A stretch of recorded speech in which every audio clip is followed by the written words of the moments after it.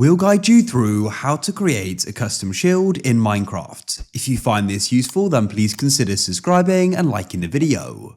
A plain shield can get quite boring, so what you can do is go and customize it. To go and get started, go and craft a shield. To do that, come to a crafting table, grab 6 planks and go and place them in an order like this. And what you can then do is go and have yourself a shield. Now, to go make a custom one, we need to go and customize a banner. So what you need to do is go and place 6 pieces of wool in a crafting table with a stick at the bottom, and you've got yourself a banner.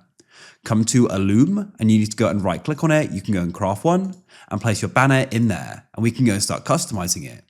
To do that, you place the banner in there with dye. Of course, the color of the dye is going to go and be what the color of the design is. You can scroll through here and choose a design you like. For example, you could go and get a gradient like so.